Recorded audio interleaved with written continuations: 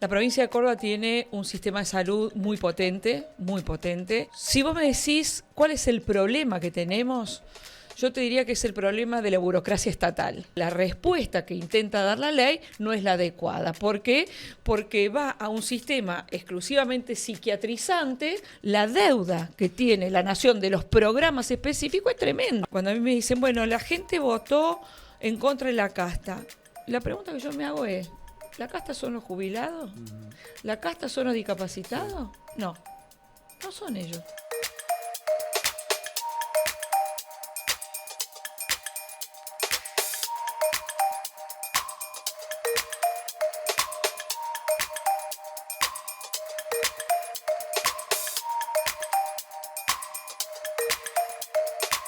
Hola Liliana, ¿cómo te va? Buenas tardes. ¿Qué haces, Sergio? ¿Cómo va? Un gustazo. Si tuvieras que hacer en una síntesis, un resumen, a alguien que no vive en Córdoba, ¿cuál es la situación hoy de la salud y de las necesidades básicas elementales de los cordobeses? ¿Cómo lo resumirías? Diría que, voy a decir en función de lo que yo recibo, inclusive de la gente. Vos sabés que a mí me gusta andar mucho por los hospitales y es parte de lo que me nutro cuando estoy en los hospitales.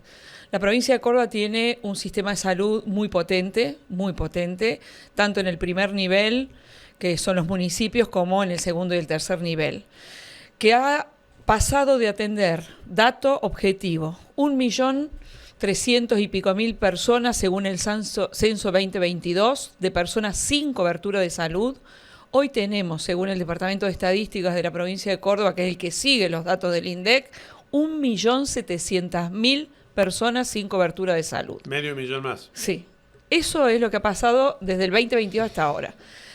¿Cuál es la situación? Nosotros tenemos una alta valoración por parte de la ciudadanía de lo que son nuestros equipos profesionales, ¿no? Cuando yo voy a una sala de espera, hay una alta valoración de la prestación, del diagnóstico. Estamos haciendo intervenciones de primera categoría, reemplazando un montón de tecnología importantísima. Si vos me decís cuál es el problema que tenemos, yo te diría que es el problema de la burocracia estatal. ¿Sí? Tenemos problemas, o inclusive uno de ellos que el gobernador anunció el 1 de febrero, que es, por ejemplo, el acceso al medicamento. ¿Sí? En donde nosotros le proveemos medicamentos a las personas en nuestros hospitales, pero claro, lo hacemos en el hospital. Y el gobernador lo que nos ha pedido es que diseñemos un programa para que la accesibilidad al medicamento esté en la cercanía de la casa de la persona. Porque no hay hospital en todos los pueblos, por otra claro. parte. Ni en todas las ciudades. Nosotros hicimos una experiencia piloto en la Municipalidad de Córdoba, que está vigente, que es que vos vas a un centro de salud, te hacen la receta y vos podés retirar el medicamento en cualquier farmacia. Eso mismo vamos a hacer en la provincia de Córdoba. Es decir, que la persona acceda, como yo digo, no al medicamento gratuito, sino que tenga garantía del tratamiento. Porque cuando vos no garantizas el acceso al medicamento, la interrupción del tratamiento produce consecuencias sobre la salud y por lo tanto tensiona el sistema. Porque una persona que no tomó, un niño que no tomó en tiempo y forma la amoxicilina, es probable que yo después la tenga internada con una neumonía. ¿Me explico? Claro. Entonces, el problema del sistema tiene que ver con estas cuestiones: accesibilidad al medicamento, la falta de determinadas especialidades, pero no porque le falten a la provincia, sino porque no está produciendo la academia esas especialidades. Tenemos falta de neonatología, tenemos determinadas... Hay muchas especialidades médicas que los estudiantes de medicina que se reciben de médicos no quieren hacer. Te voy a dar un dato que tiene que ver mucho con te voy a dar un dato que tiene que ver con algo que ahora se está discutiendo, salud mental, que la ley que se pretende reformar que pretende volver a un paradigma psiquiatrizante, ¿no? Y yo digo, más allá de que discutamos el paradigma, dato objetivo. En Córdoba se necesitarían 590 psiquiatras. Le pregunto al Consejo de Médicos y Médicas de la provincia de Córdoba cuántos hay para poder responder a esta reforma. 460. No hay psiquiatras, claro. Faltan. Entonces, vos no podés plantear una ley si no vas a tener el recurso humano para poder dar respuesta. Y la otra cuestión tiene que ver con cosas que nosotros tenemos que reformular, que lo hemos hablado con el ministro y con el gobernador. Por ejemplo, el tema del acceso al turno. ¿Faltan turnos? No. Lo que no está bien y esta es una deuda que estamos viendo cómo la resolvemos, es cómo accede el ciudadano al turno. A ver, ¿no? espera, El ¿por qué tiene un 0800 problema? tiene un problema, Sí. el CIDI puede ser que la gente no lo use como lo tiene que usar. Entonces, son temas que no tienen que ver con la prestación, sino con el acceso a la prestación. Este es un tema viejísimo, el de los turnos. Absolutamente. De gente que va y hace colas a las 3 de la mañana. Y también tiene que ver con una cosa. En estos ¿no? tiempos en que la persona, aún la más desposeída, tiene un celular, o sea, se puede comunicar digitalmente. Es increíble que no haya un sistema que todavía incorpore todo eso y lo resuelva. Estamos resolviéndolo a través, obviamente lo hemos resuelto ya en primera instancia a través del CIDI, que es lo que todo el mundo que está conectado con algún sistema del gobierno tiene, porque los ciudadanos, la mayoría, tiene para hacer algún trámite que tenerlo, y estamos caminando hacia un sistema, como vos decís, que el teléfono te permita, el sistema de medicamentos va a tener una app que pueda acceder directamente por ahí y que nos permita claramente simplificarle la vida al ciudadano y al médico. O sea, vos decís que tienen la capacidad suficiente de Sí, recursos absolutamente, humanos y de absolutamente, para... absolutamente. Entonces, ¿por qué hay gente que espera tanto? Porque probablemente tenga que ver con la organización de la burocracia estatal. Ajá. No con la falta de médicos o con la falta de turnos. ¿Y dónde hay más problemas? Yo le llamo, ¿sabes cómo le llamo yo? Los puntos de dolor del sistema. Ajá. Son los puntos de dolor del sistema. Me he juntado mucho en este tiempo, porque es lo que me ha pedido Yarlora, con todo el sistema, con los farmacéuticos, con los médicos, he hecho focus group, hemos convocado, he transitado las guardias, entonces, bueno, parte de mi incorporación al Ministerio de Salud tiene que ver con cómo coadyuvo desde una mirada más social, que es la que a mí me caracteriza, a tratar de hacer que la ciudadanía tenga mejores servicios, porque eso es lo que nosotros tenemos que procurar. El cambio de la ley de psiquiatría, o de salud mental, mejor dicho, ¿qué impacto va a tener? Al margen de esto que vos me estás planteando, de que faltan psiquiatras para atender lo que plantea la ley. ¿Dónde considera que tiene problemas y dónde no? ¿Y qué viene a solucionar? El problema central que ha tenido la ley vigente, el problema central que tiene la ley vigente es que no se han creado los dispositivos intermedios que debían crearse, ¿sí? Y que no estamos pudiendo dar respuesta a una realidad social que ha tenido, además, después de la pandemia, temas muy complejos, como es el aumento del consumo problemático y como son los problemas de salud mental, que han tenido picos después de la pandemia y que estamos en aumento permanente. No tenemos... Cuando yo digo no tenemos, me refiero a todo el sistema, ¿no? El sistema de salud hay que entenderlo como un sistema complejo en donde tiene dos subsistemas, el público y el privado, ¿sí? A veces hay una confusión cuando se habla de salud, creyendo que una cosa es la salud pública y otra cosa es la salud privada. No, la salud es una sola que se organiza en dos subsistemas, el subsistema público y el subsistema privado. No tenemos los suficientes dispositivos para poder responder a esa complejidad nueva que ha aparecido en los últimos 10 años, que es un aumento de los problemas de salud mental y además una conjunción de los dos temas, que es adicciones con salud mental en conjunto. Que están asociadas. Están asociadas absolutamente. Entonces, ¿qué me parece a mí? Que la ley probablemente tenga buena intención, que decir, tenemos una problemática, la tenemos que abordar. Lo que me parece es que la respuesta que intenta dar la ley no es la adecuada. ¿Por qué?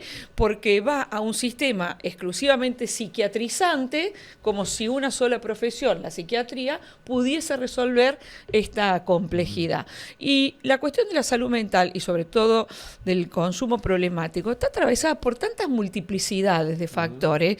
Tiene que ver con factores familiares, factores sociales, comunitarios, que pensar que una disciplina puede abordar esa complejidad es no entender lo que pasa en la comunidad, es no entenderlo. Entonces, ahí me parece que le va a errar, además de errarle en algo que la nación, y en esto lo digo con todas las letras, hace con todas las leyes, lo hace con discapacidad, lo hace ahora con salud mental, lo hace con todo. Es decir, sanciona leyes sin ningún presupuesto y que se la arreglen las provincias. En discapacidad hizo lo mismo. Y yo te digo una cosa porque tengo el área bajo mi órbita.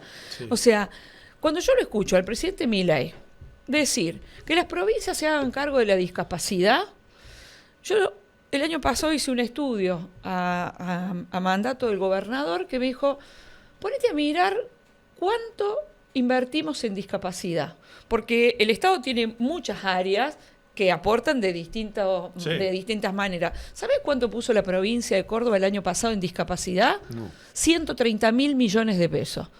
Eso incluye las escuelas especiales, el sistema de rehabilitación de salud, lo que ponemos en APRO, lo que ponemos en cultura, lo que ponemos en deporte adaptado.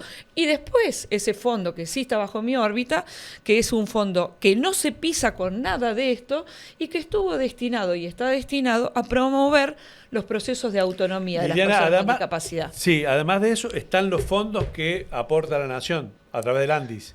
Lo que le aporta directamente a la persona a través de la pensión, que es el 70% de un salario mínimo vital, más un subsidio que no está integrado ahí, que es de 70.000 pesos, que es lo que está en cuestión a través de la ley de emergencia en discapacidad. Entonces, ¿qué digo yo? La Nación tiene que entender que las responsabilidades en las políticas públicas de áreas estratégicas, salud, educación y desarrollo social, son corresponsabilidades. Cuando se dice, por ejemplo, que en materia de salud son facultades no delegadas a las provincias, yo lo tengo aprendido, ¿viste?, de la Constitución. Eso no quiere decir que la Nación no deba aportar recursos, porque las facultades no delegadas son en la implementación de las políticas públicas. Y probablemente por eso el único hospital nacional que vos conocés en la provincia es el Clínica, que depende de nuestra Universidad Nacional. Sí. Ahora, en la distribución de los recursos, como hablábamos antes en del aire, la coparticipación tiene que ver con cómo destinamos recursos. El programa, hablando de salud, el programa Sumar, es un programa que ahora se cortó, por eso cuando te decía antes que venía enojada porque algunos intendentes habían estado en Buenos Aires reclamándole a Santilli que intervenga por los fondos coparticipables, cuando la provincia de Córdoba es la única provincia que en tiempo y forma, por ley, le distribuye a los municipios la coparticipación, ¿no? El 5.º día hábil después de cada quincena. La única provincia que tiene eso, por lo tanto no hay ningún atraso en la coparticipación porque es automático. Pero yo te quiero decir una cosa. Y hay otros fondos que no son coparticipables, por ejemplo, y ahí están demorados. El plan, no, ninguno, porque no hay fondos que no sean coparticipables, todo va por coparticipación. O sea, la provincia puede decir que no le debe nada a los municipios no le debe nada. Absolutamente nada. Lo que sí nos debe Nación. Nosotros venimos 9 meses de caída, casi 10, de la coparticipación, pero además nos deben el PAMI, el Plan Sumar, el Plan Remediar. O sea, la deuda que tiene la Nación de los programas específicos es tremenda. Ahora, yo te voy a decir una cosa.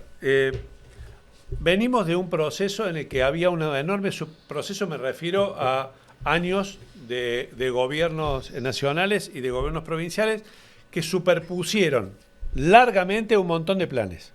Y uno no terminaba de saber en esa maraña cómo se gastaban los recursos y en qué. Había multiplicidad de planes para lo mismo. Puede ser. Ahora el gobierno nacional, para ahorrar plata, intenta hacer y hace un recorte. Vos decís que es un recorte brutal. Pero ¿no es el momento también de empezar a plantear un ordenamiento para que un Estado, el provincial, el municipal o el nacional, haga una cosa y no 3 al mismo tiempo? Te lo concedo. Y me parece... Le agradezco mucho, diputada. Soy re buena. No, soy funcionaria. Te lo concedo y estoy de acuerdo. Fíjate vos, te lo voy a poner inclusive en temas nuestros. Voy a traerlo a la provincia. Nosotros, y en tema de discapacidad, ¿qué pasa? Porque además hay toda una cultura sobre esto. Suponete... Nosotros tenemos manejo de determinados fondos y entonces viene a pedirnos que financiemos un viaje de personas con discapacidad porque tienen que hacer tal cosa. Me lo vienen a pedir a mí porque saben que manejo un fondo. Después van y se lo piden a la Agencia Córdoba Cultura, otro poquito. Después van y le piden, bueno, porque a Córdoba Deporte. Porque la gente hace un peregrinaje. El año pasado empezamos a hacer lo siguiente. Yo soy una obsesiva del orden, pero eso ya es de familia. ¿tá? Entonces, agarro y le digo esto al gobernador. Entonces me dice, Martín, bueno, a ver cómo ordenas esto. Entonces, así como ordené, decir, che, a ver cuánto estamos poniendo. ¿Qué hicimos? Llamé a la Muni, al Pichi Campana, al Raúl Lacaba, a Caleri, Un montón de ventanillas. a todas las ventanillas. Y dice, muchachos, Sí. ¿saben qué? No hay más ventanilla. Acá hay que transmitirle a la gente que la ventanilla del Estado es una sola. ¿Tá? Sí. Entonces empezamos a ordenar eso. Y dijimos, no, bueno, a ver, ¿cuánto le sale a Juan, a Pedro, al equipo hacer esto? Nosotros como Estado municipal o provincial estamos dispuestos a ayudar, ¿sí? A colaborar, a sostener, pero no que haya 200 ventanillas, porque ¿sabes qué? Sale de un solo lugar, que es el bolsillo de los queridos cordobeses. Y empezamos a ordenar. Entonces, yo digo, está bien que no haya superposición de programas, lo que no me parece bien es que paguen justos por pecadores. Entonces, si el gobierno nacional cree, y lo digo porque, mira, me he vinculado estos 2 años con más de 300 instituciones de discapacidad. Te diría, desde ir a una institución en La Paz, que atiende a 150 jóvenes con discapacidad, hasta la de Arroyito, que es la única entre San Francisco y Arroyito, que tiene 120, hasta las de la capital. Y vos me decís, ¿hubo pensiones mal dadas? Y probablemente sí, yo las desconozco, probablemente sí. Lo que digo es que el Estado, que tiene la potestad de la autoridad, tiene además los recursos para hacer todas las auditorías que quiera. Claro. Y si te la dio mal a vos, cortásela a Sergio Supo.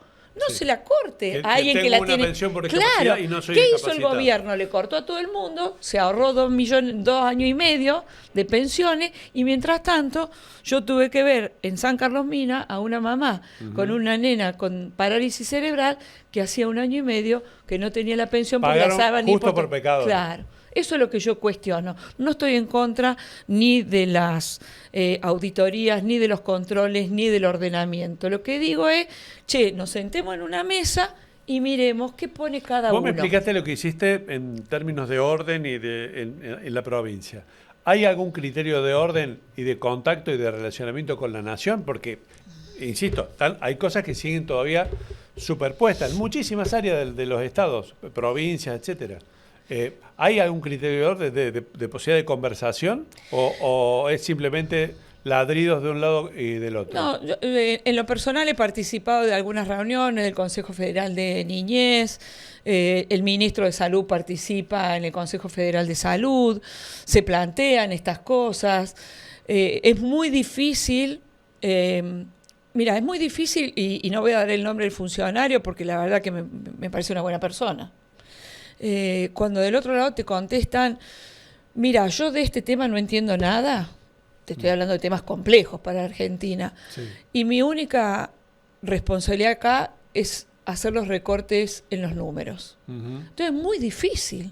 ¿Ah? Claro. Es muy difícil. Entonces, nosotros como provincia, porque ese además el mandato que nos ha dado Yarlora, nos sentamos a discutir estas cosas. Cuando no llegan los fondos para el PAMI, no es que no hablamos, ¿sí? El ministro va y se sienta y dice, che, no puede ser que cierre una clínica en Marco Juárez porque ustedes no giran los fondos. Y bueno, pero no está. O sea, cuando vos decís, ¿es necesario controlar el déficit fiscal? Sí, era necesario, porque creo que es lo que la gente votó, además, y soy una respetuosa absoluta del voto popular.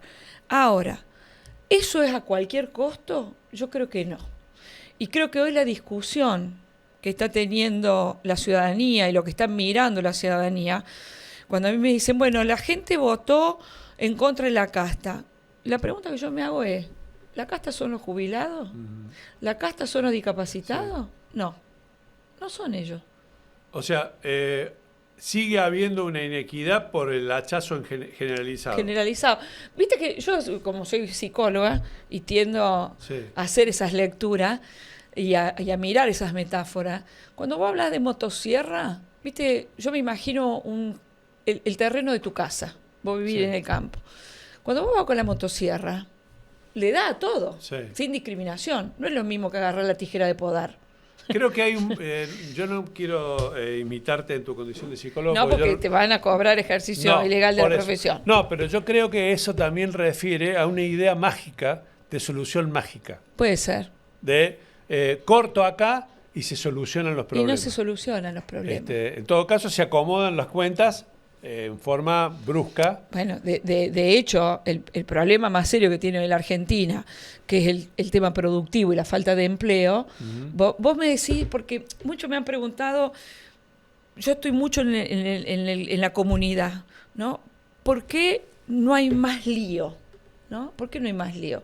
Yo creo que el gobierno ha hecho algunas cosas, o por qué bajan las mediciones de la pobreza. Y bajan porque la pobreza, los índices que toma el INDEC son de alimentos. Cuando vos frenás la inflación, ¿sí? Cuando el proceso inflacionario se frena, los indicadores, si vos medís la canasta alimentaria, obviamente que los números te van a... Es como medir la pobreza en proceso hiperinflacionario. O sea, la pobreza hoy, los organismos serios la miden con múltiples variables, no es solamente el alimento, sino los servicios, el acceso a la salud y demás. Entonces, claramente lo que se conoce como pobreza estructural, obviamente, que lamentablemente a lo largo del tiempo ha ido aumentando. Estamos en el 35-38% en Argentina y no se mueve. Y eso va a ser muy difícil de ir reduciéndolo, salvo que haya un proceso de crecimiento continuado y expansivo y geográficamente con distribuido. Empleo, con productividad, con industrialización. Si no, no se va a revertir. No se va a revertir. Yo sé que no es un área que te toca, pero me gustaría saber qué sentiste y qué percibiste respecto de la muerte de Agostina. Ya lo he expresado, pero te lo expreso. En primer lugar, lo he expresado como parte de los movimientos de mujeres, de los movimientos feministas, en los cuales soy una militante y lo voy a seguir siendo toda mi vida. Por lo tanto, dolor, muchísimo dolor, y la convicción de que es un tema no saldado en la Argentina y que por eso las mujeres seguimos marchando. Marché el 3 de junio, como marcho desde la primera marcha del Ni Una Menos, que tus colegas periodistas plantearon allá en el 2015. Y creo que lo tenemos que seguir poniendo en la agenda, en tanto y en cuanto siga existiendo una mujer víctima de violencia por su condición de mujer. Como funcionaria, porque no puedo abstraerme de mi condición de funcionaria, creo que cada vez que sucede una muerte por violencia de género, me pregunto qué más tiene que hacer el Estado para contribuir a que el Ni Una Menos sea una realidad. Entonces, ¿te parece que han hecho lo suficiente o no? Creo que siempre se puede revisar los procesos, ¿no? Yo no quiero entrar en la cuestión judicial porque no es mi competencia y porque no me corresponde a mí evaluarlo.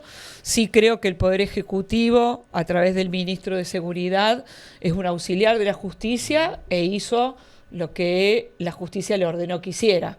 De ahí en más, si la justicia hizo lo que tenía que hacer, no es mi competencia y sería un despropósito como funcionaria política hacerlo. Te lo aclaré en la introducción de la pregunta porque está claro que no tenés una competencia directa sobre eso. No, pero por eso digo, existe secreto de sumario en la causa, creo que falta mucho todavía de correr y creo que es una causa que nos sigue interpelando y nos va a seguir interpelando, ¿no? Liliana, se nos terminó el tiempo. Estas entrevistas terminan con un pedido, que es pedirte una recomendación de un libro, de una serie o de una película, lo que vos quieras recomendar.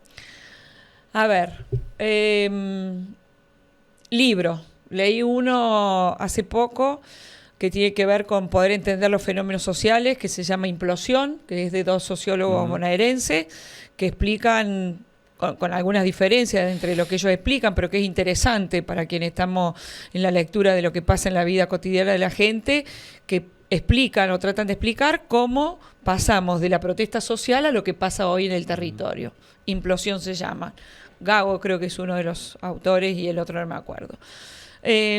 Una serie que creo que deberíamos verla todos los padres y todos los educadores y todos los que tenemos contacto con los preadolescentes y los adolescentes, que es adolescencia. Creo que es impresionante. La serie inglesa es tremenda serie. Creo que es fantástica. Y películas, estoy entre dos, te podría decir. Una, que me parece que en tiempos en donde todo es tan líquido, al decir de Bauman, y donde todo es tan tecnológico, y se la recomendaría a los adultos, ¿no? Que la vean intensamente. Intensamente. Sí, creo que Parece una película para chicos, pero está no es para buena que los adultos nos conectemos con las emociones. chicos. Gracias. Gracias a vos, Sergio.